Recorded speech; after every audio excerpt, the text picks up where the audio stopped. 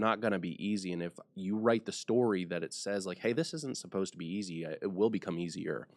And that's where I really want to begin this conversation, is because I've learned that, when my story and reality do not align, and that is in which I suffer. That's where I suffer the most, is when I expect things to be a certain way and then they don't turn out to be the certain way. Then I write a story that supports my suffering, and then I stay in my suffering. I stay in my hardship. I stay in my tough time. I stay stuck, and I don't want to stay stuck.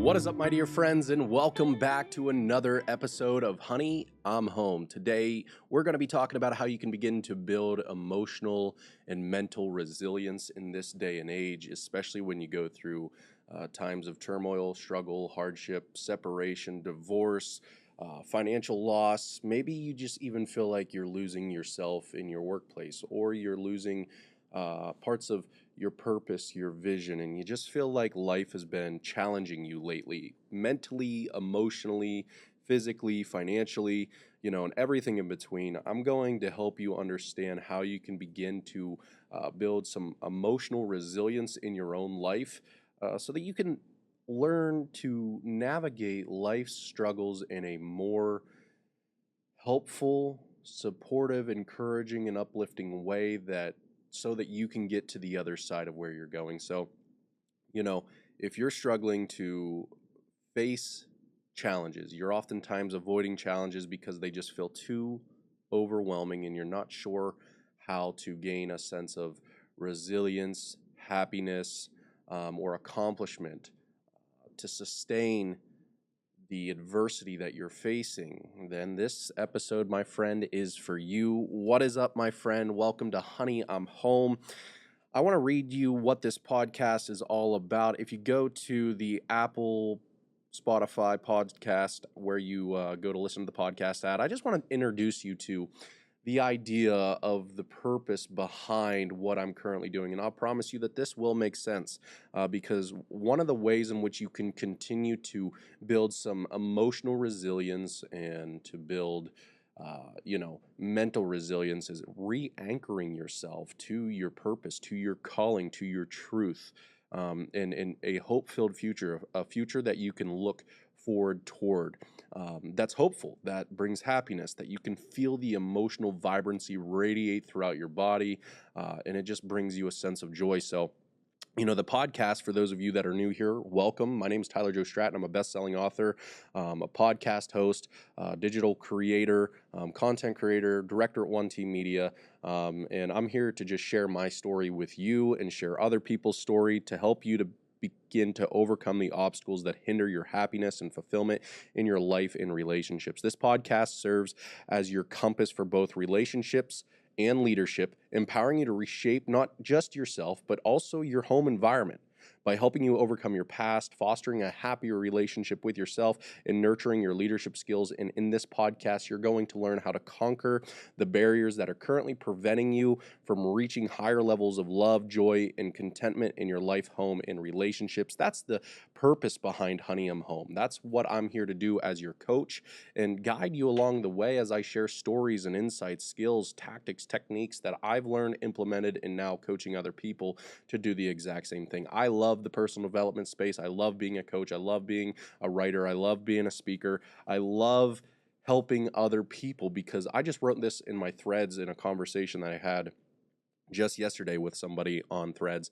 And I said, my biggest healing came when I started to help other people heal. And through that, I began to heal myself. So the journey was incredible. The journey was fun. The journey was, difficult, but the journey, I made it through. And it was through helping other people that I learned how to help myself. Sometimes I couldn't take my own advice, and other times I could. But this episode is going to be empowering for you today, because I know how to overcome life's challenges. And because of that, I have been able to prosper in internal ways and external ways. And I want to help you do the exact same thing today. So like I said, if you're struggling and you're avoiding challenges because you feel like they're too overwhelming, the turmoil's too tough on you, the situation you're in seems like you're the only one in it, then I just want to say I got your back, I got your mind, and more importantly, I got your heart today, because I want to help you understand some of the steps that you could begin to implement on a daily basis to build some emotional resilience and mental resilience, because that's been a topic of focus lately. In my life, I've been journaling a lot about what emotional resilience is, and ultimately how it can lead to a happier quality of life if you have emotional resilience. And I just want to be with you and transparent and help you understand how I'm navigating my own turmoil in life, because life comes with that. And I think where I want to begin with this is, simply put, that the way in which you can begin to build emotional resilience and mental resilience to get through those most difficult times in your life, regardless of where you're at, is by understanding that what you're going through is not supposed to be easy. I just feel like life, we've been pitched this idea that comfort and being and having it easy is how it's supposed to be. Like, we should be comfortable. We should have it easy. We should be given things. We should. And ultimately, what this really messes with is our story. And when life becomes very difficult, when our story doesn't match our reality, meaning that your story is like, hey, life should be easy, somebody should be able to help me, I shouldn't have to go through this. Why does life do this to me? My perception of reality is the exact opposite. There's no help, no one's coming to save you. It just seems really hard right now, and I just kind of want to help you reframe your storyline and your thought process, your expectation, that just lets you know that life is supposed to be hard. That builds character, strength, grit, resilience. It builds power in your struggle. So help me to understand why you want it to be easy. There will come a day, there will come a time that you need to double down and really learn how to navigate those emotional turmoils, those emotional difficulties in your life. And it's not going to be easy. And if you write the story that it says, like, hey, this isn't supposed to be easy, it will become easier. And that's where I really want to begin this conversation, is because I've learned that, when my story and reality do not align, and that is in which I suffer. That's where I suffer the most, is when I expect things to be a certain way and then they don't turn out to be the certain way. Then I write a story that supports my suffering, and then I stay in my suffering. I stay in my hardship. I stay in my tough time. I stay stuck. And I don't want to stay stuck, because being stuck is staying stagnant. We know what stays stagnant oftentimes gains disease, depression, thoughts of negativity, and perhaps even, thoughts of hurting oneself. So really, you got to reframe your struggle and understand that life is supposed to be tough. Like, that's the absolute truth. And if you're trying to make it easy, that's the reason why you struggle. You need to learn to shift your mindset from this is supposed to be easy to no, this is actually supposed to be hard. And what you're doing is hard, and that needs to be okay. If you don't build that frame of mind, you're going to struggle, you're going to suffer, you're not going to build the emotional resilience you need, because like I said, I think most difficult times in our lives are what builds resilience, persistence. It builds the grit, it builds character, it builds strength, it turns our pain into power. And so that's the first step that I really think that is very important for all of us to take, is just listen, I don't know what you're going through, but I know you're going through it, because it's life. Life drags you through the mud, right? People in this day and age are, it's cool that you're spiritual and woo-woo, but like at the end of the day, the downside to the spiritual realm of like oneness, connectiveness to, peace and harmony, is that when difficulty comes your way, you don't feel like that should be the way.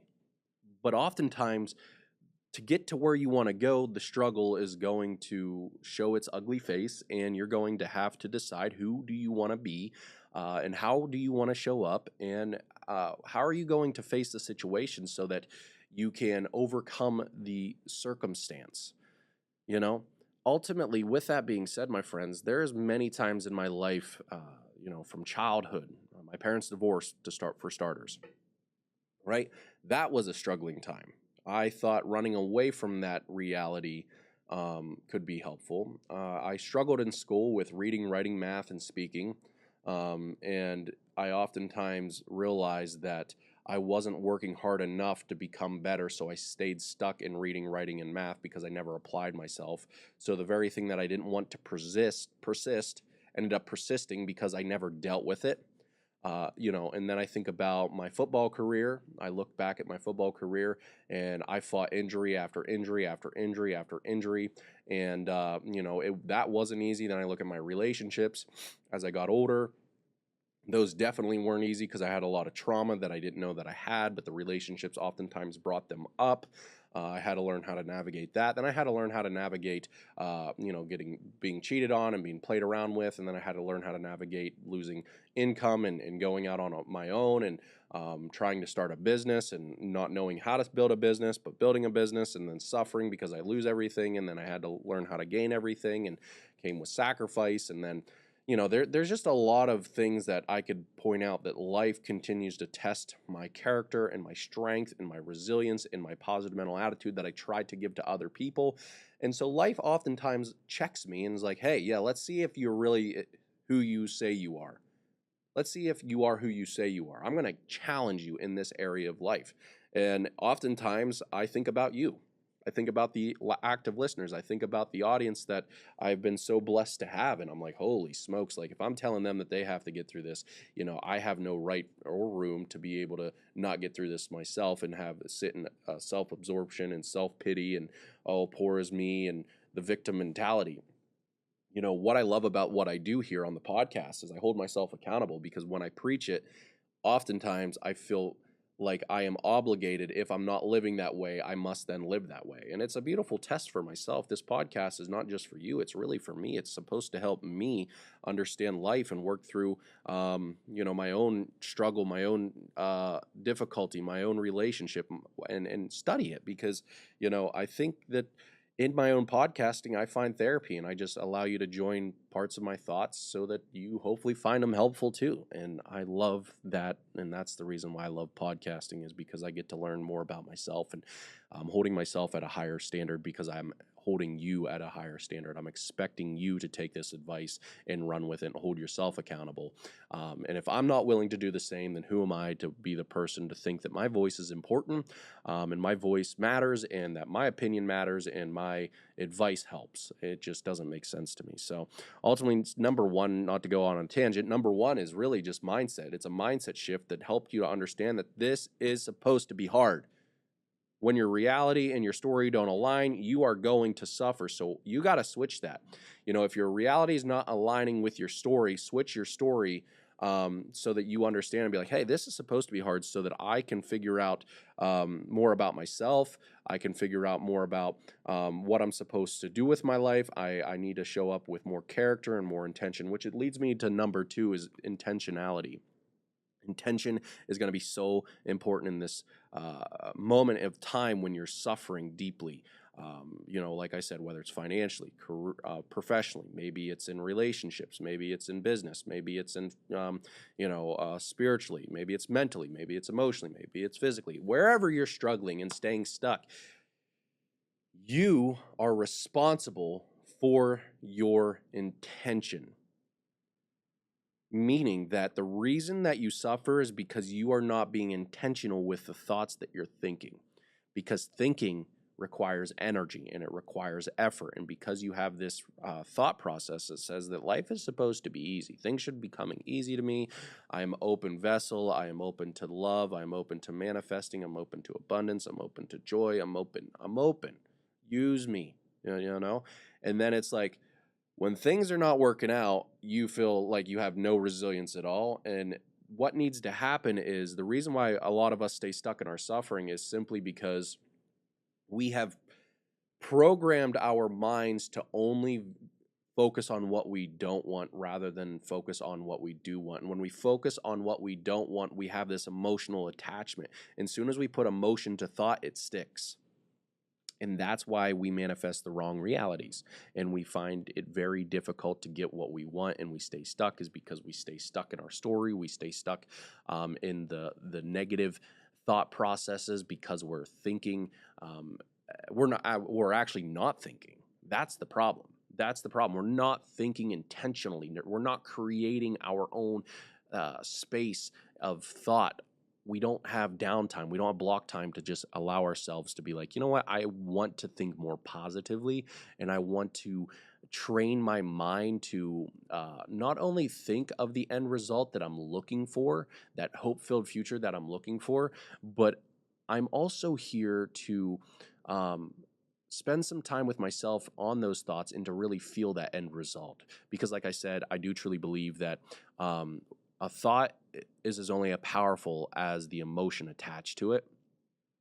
And that means that you will not move one way or another if there's no emotion to it. But you can always use your creative imagination in a disempowering way, and that's probably what you're currently experiencing, especially when your reality is kicking you in the back, and people are going against you. People are, rewriting stories about you and making you feel a certain way that is not really who you are, but you're just experiencing, that in some way, shape, or form. And I'm hoping that this is speaking to someone today. I'm hoping that, you're finding some help in this message today. I just felt called to speak on emotional resilience and mental resilience, and how you gain that is by rewriting your story, so that your story aligns in a manner with your reality, and in that kind of space, right? What you're supposed to be doing or what you could be doing when you're going to rewrite your reality. You just need to understand that if you are living in life, life is meant to be hard, but that does not mean that it should disempower you. And then I went into number 2, which is basically setting the intention of thoughtful thinking, using your imagination in a way that can help you to create a new positive mental image toward an end result that you want. Right now, what's strengthening your suffering is ultimately you're allowing yourself to marinate and meditate on the negative outcome that you're currently experiencing, which is making it super hard for you to focus on a hope-filled future or a desired end result. And you're so far detached from that hope-filled future that you ultimately want, because your reality is showing you something else. But your reality is only showing you half-truth. It's only showing you what you're seeking out to find. The Bible says, ask and you shall receive, seek and you shall find, knock and it shall be opened.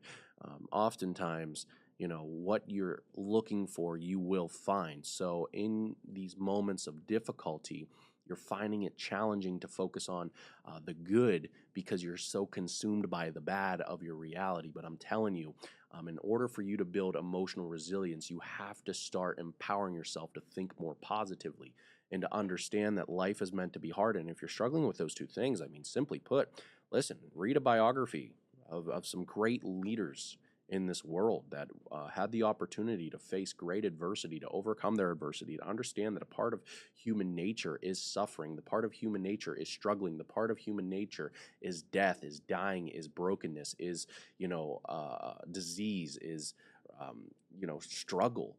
But that's what struggle is, what has helped us become resilient throughout the experience of our human experience, throughout the timeline of the very beginning, of time. Is we have been able to adapt. We have been able to be resilient. We have been able to be persistent. We have been able to have the willingness to have the completion mindset, which moves me into number 3. It's all about mindset. Emotional and mental resilience is all about mindset, and the very mindset that you need is the completion mindset. It's the I will not quit, and I will persist, and I will do whatever it takes in order to see this through to help me get to the end result. And that's what people lack, is because they don't have clarity. You might not have clarity on what you want after this, and what you want might not be what's best for you. So in a relationship standpoint, that basically means is that you might want your ex back because you think it's what's best for you, but I'm telling you it's not what's best for you, because it's keeping you comfortable, it's keeping you at peace, it's keeping you from growing. Because going back to a very challenging unfulfilling relationship is not going to help you to grow, and you need to become the person that you need to be to build the resilience, the persistence, the completion mindset, because one day you will get married again. One day you will build that business. One day you will have what you want, but you need to build character along the way, because I'm telling you, if you had everything that you wanted, you had the perfect relationship, the perfect person in your life, and you never dealt with the trauma, you never dealt with the pain, you never built the character that you to be allows you to be someone who is less reactive and more proactive, meaning I'm not so bitey at my wife anymore like I used to be in my high school and college days, where when I got in an argument with my significant other, I'd be quick to not listen, and I'd be quick to snap, and I'd be quick to like talk back and bite back, so to say, because I had a lot of anger, frustration, hurt, rage in my own heart for multiple reasons. And I'm just saying, like, listen, if you want to win in life and find happiness, you want to find significance, you want to find purpose, you want to find, whatever it is that you're looking for, maybe you have a strong vision, but it doesn't seem like that vision's coming to fruition. The very mindset that you need in your life in order to win in life is the completion mindset. It's just like I said, the mindset, I can, I will, I must. It's the mindset, I will not quit, I will endure, I will persist, I will win. And I think those are the three very things that you can implement in your life that can truly help you. It's once again, my friend, the number one thing that you can do is change your story. The second thing that you can do is in changing your story, I should say, more importantly, is understanding that your story needs to be that human experience is meant to be tough so that we can build the characters that we want to be in this life story. We want to be a hero. We want to be a lover. We want to be a leader. We want to be a server. We want to have it hard so that we know that we can endure to the very end, no matter what life throws at us. I don't care if it's a political party that's throwing stuff at us. I don't care if it's the devil. I don't care if it's, a boss. I don't care if it's a coworker, a bully, an ex-girlfriend, boyfriend, significant other, whomever. You have built the resilience to win. You've built the resilience to say, you know what, I am not going to quit. I'm going to persist. I am going to endure to the end, and I'm going to run a good race. But you need to allow yourself to experience hardship so that you can become the person that you need to be, and understand that if you read, the human nature in general, anything in the human experience, you understand that the human experience is supposed to be hard. And so like when it's easy, be grateful. When it's hard, be grateful. Either or, it's supposed to be, what it is, and you're going to face it. So understand that it's supposed to be hard. Number two, like I said, my dear friend, for just quick reminders, is you've got to be intentional with a thought. Simply put, is you've got to, if you're not having the outcome that you want and you are allowing yourself to go down all of these crazy paths of like negativity, the so-called rabbit hole, that's you using your creative energy and your creative imagination in a way that's disempowering you from creating the reality that you want. So I'm asking you to think for yourself. There's a powerful book out there that I highly recommend. It's called Outwitting the Devil, and it's by Dale Carnegie. And ultimately, in this book, what you're going to learn is how the devil's playground is a idle mind. It's a mind that doesn't allow yourself to think. You're not thinking for yourself. You're waiting for someone else to think for you. You're waiting for a thought to come to you. You're not allowing yourself to think because you're not having a thinking time. And what I want you to do is read more biographies of people who have struggled, so that you can see that it's part of their greatness. I need you to also think about whether or not you want to start listening to different podcasts, reading different books. Like I oftentimes believe if you can't think for yourself, allow someone else to think for you that is more positive, hopeful, enthusiastic, confident, uplifting, becoming the person that you ultimately want to be. And that's something that I did. I remember when my mindset was so broken, I found podcasting and books. So I couldn't think for myself. So I read constantly and I listened constantly. So my thoughts were pointed in the direction of hope. It was pointed in the direction of happiness. It was pointed in the direction of a forward-focused future that I was excited to pursue and persist on. And then the last big idea that I was sharing at the end was, having the mindset to complete what you started. And I know that could mean multiple different things, because it's like, well, I started this relationship, they left. How do I complete that, Tyler? Well, listen, my friend, you've also started a relationship with yourself in that relationship, and when you pursued that relationship you lost yourself, and because you lost yourself, the completion process is like, hey, what has this taught me? Well, I feel completely unhappy being alone. Well, no wonder why I couldn't make them happy, because the happiness that I was actually receiving was I was receiving it from somebody else. I was receiving it from my significant partner. So my partner had to give to me what I was looking for in order for me to give back to them what they were looking for. And you didn't come from a place of wholeness, you came from a place of brokenness. And because you came from a place of brokenness, you couldn't give what you didn't have, which they were probably seeking out for. And they might not be conscious of that, but that's how this works. So that's why it's important for you to do the work and to complete what you started, which is you started in a single relationship with yourself. You got into a relationship with somebody else. You lost yourself in the pursuit of their own happiness. Now it's time to reprogram and think for yourself, find yourself, and build hope for yourself. And the last couple of things that I want to share with you today that might be helpful and encouraging is understanding the power of routine. I don't do this myself because I just don't feel like I need to at this point in time.